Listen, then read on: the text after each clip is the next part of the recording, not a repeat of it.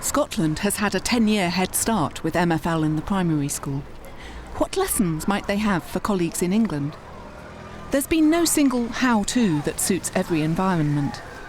And in this programme, we'll see how context determines management, planning and teaching in a central Edinburgh school and deep in the Aberdeenshire countryside. Easterfield Primary is tiny, but they took on MFL fairly early. We actually started way back in 1997. I wasn't particularly fluent in French either, so it was a learning experience for myself and the children. We didn't have any training at that time, and we muddled along basically, and a few simple phrases, doing it through games rather than anything else. And then when the Scottish office decided that yes, we should have modern languages in the primary schools, we stuck with French. Children in Scotland have 7 years at primary school, from 5 to 12. But Easterfield's what's called a composite school. There's just the one classroom and 2 classes. We have 23 pupils. The majority of them would live in the rural community. 1 or 2 still live on working farms. We have 2 class teachers. Myself, I have the upper stages, and Mrs. Borland with the lower stages. And we have head teacher relief, Kate Miller. Is that correct? Kate Miller takes the older class, the 7 to 12-year-olds, for 2 days a week.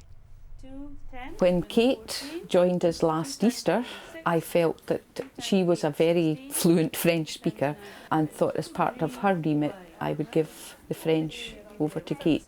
Vous allez dessiner un monstre. Qu'est-ce que c'est? Un monstre. Oui. Kate is very calm and collected and a very gentle person.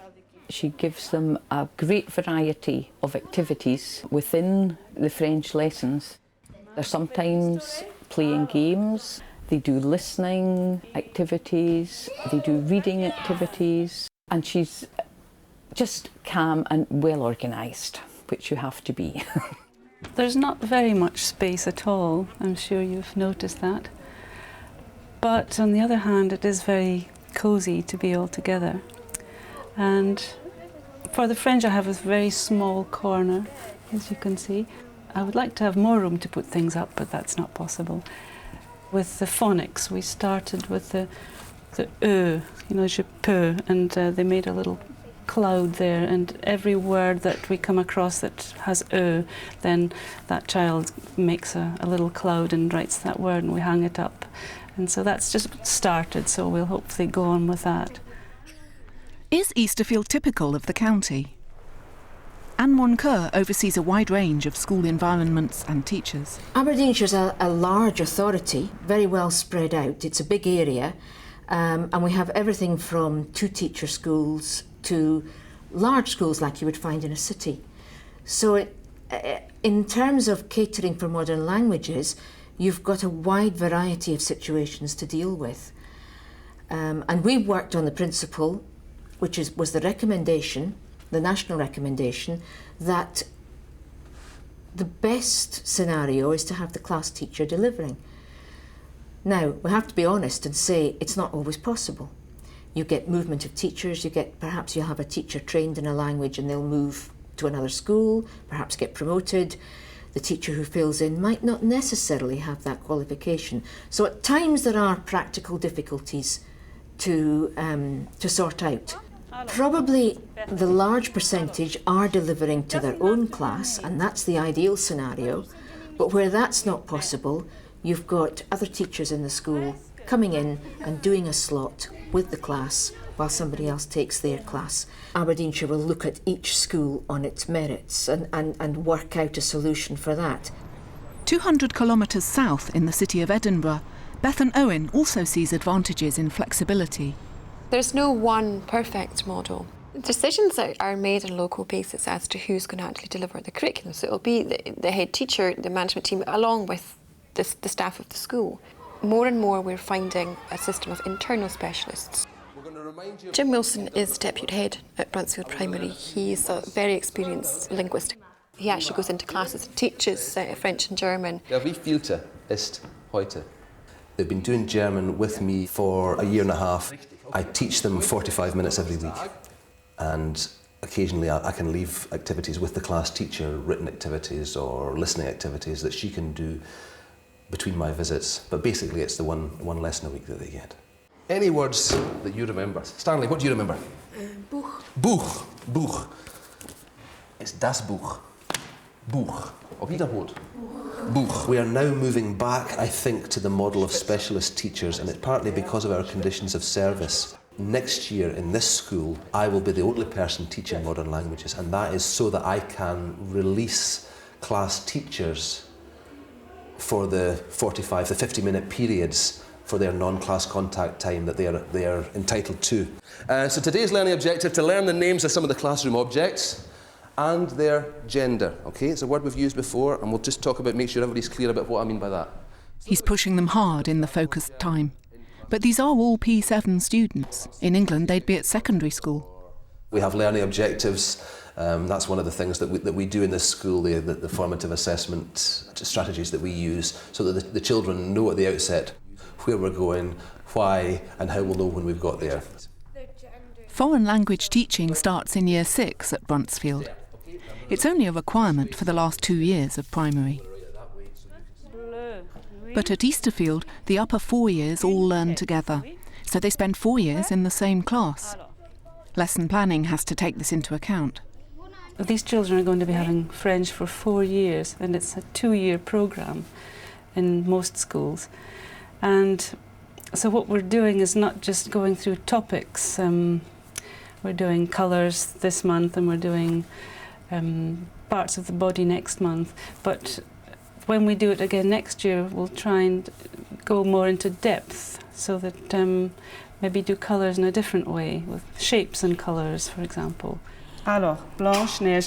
Kate's on a total immersion French teaching course, where she picked up this Snow White game. Now she's using it to revisit colours with the children. The wicked stepmother comes and tries to make her eat a poisoned apple, and she has a basket of apples, and they're all different colours. Et de quelle couleur est cette pomme, Yves? C'est violet, très bien. Et de quelle couleur est cette pomme? C'est vert. And so one child has to be Blanche-Neige and goes outside and knocks on the door, and when she comes in she has to choose an apple, and she has to try and say in French, Je choisis la pomme rouge. Quelle pomme est empoisonnée? But we've already decided which apple is poisoned before Blanche-Neige comes in. Choisis une pomme, Blanche-Neige. Je choisis La pomme. la pomme bleue. Primary 4s who haven't been doing it that long, they had to be helped a bit, and I would whisper in their ear. But at least some of them now are at the point where they will try and speak the French or use it. It's a very good exercise to whisper, because the children have to watch how I'm forming the words too, so they have to really listen, so that's part of the game. Immersion in the language means they pick up more and more as they move through the years, while the games she's learned keep even the youngest children engaged. Alors, on va chanter. C'est Jean Petit qui danse, c'est Jean Petit qui danse, avec le do, avec le derrière, avec le ventre, avec la main. It's a song where Jean Petit dances. First he dances with one part of the body, and every time another part of the body is added on, and the children actually physically dance with that part of the body. And I use the doll, which they enjoy too. Singing is a way of getting them to talk. They're actually talking in French, but they're singing, so it doesn't seem like they're talking. I try when I prepare a lesson to get quite a lot of that in, because that's the most difficult bit for the children. Listening to me, that comes anyway, because I am talking quite a lot in French. Quel jour est-il aujourd'hui? We do become actually French when we're teaching the French. So it's not really teaching the French, we're just being French and playing games with the children. Given that But Jim has shorter bursts of contact with his classes. He's wary of confusing them and uses a lot of English. I've always shied away from the kind of complete immersion thing. I'm a bit wary of them switching off from the word go because it's very difficult to bring them back at that stage. So I like to, my style is to do it half and half. Meine Mäppchen sind rather than much better to do a little amount properly so that everybody's confident doing it and the children really understand what's going on with a few grammatical concepts and a few topic areas which keep the thing interesting because you're learning new words and how to say different things. Das Mäppchen, Mäppchen. The ones who are good will have benefited from hearing me in German first and understanding that, and the ones that are coming a wee bit slower behind know what's going on because I've explained it to them in English. And Jim feels this class is ready to take on some knowledge about language too. We sometimes use the word reckon in English as a kind of to work something out, you know, and it's to do with that reckon. Rechnen is to add up or to calculate. Der Rechner.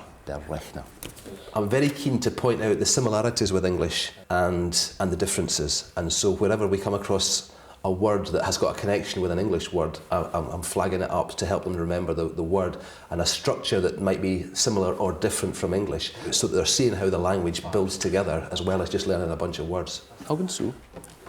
Ich mische die Objekte und dann ich sage Augen auf und ihr ratet, was ist nicht richtig. What's not in the right place. Okay? Augen auf. And remember this time I'm looking for you to give me the der something or other, or the die something or other, or the das something or other. So you're putting the two parts of the word together. I think that knowledge about language is hugely important, not only because it helps children to understand the mechanisms of the language that they are engaged in learning. It can also cross over and help them have a greater understanding of their native language. They can start to unpick the fabric of language and start to really understand how it works. About 12% of the school population here have English as a second language. That kind of statistic of the whole school does have quite big implications for attainment in English language and reading and writing. But for me as a languages teacher, it actually has quite a lot of positive benefits because a number of these kids, they have a kind of innate sense of what it means to speak different languages and how different languages work. And they come to me with a kind of awareness. Zeigt auf den Rechner. Yeah. I'd like to think of it as a puzzle. It's a fun puzzle. It's not just to be able to speak a modern language or read or write a modern language. It's the thinking skills, it's the skills of logic, it's the problem solving that has spin-offs for all sorts of other curricular areas. Who reckons that they've done 5 new nouns? That's a 100% success rate. Wow. Well done. Well done. I think it's very important that we make it very explicit to them that they are not just learning lists of words, you're learning a skill that can help you to communicate. You're actually going to use this to achieve something. Up in this part of the country, not that many people do speak a foreign language and they don't really see the need for it. Well, some of the children don't. They don't come in contact with foreigners very much up here. They're a bit isolated in that respect. So they don't have a need to speak anything but English. And I want to get them to love the language and to want to learn more and to be excited about it.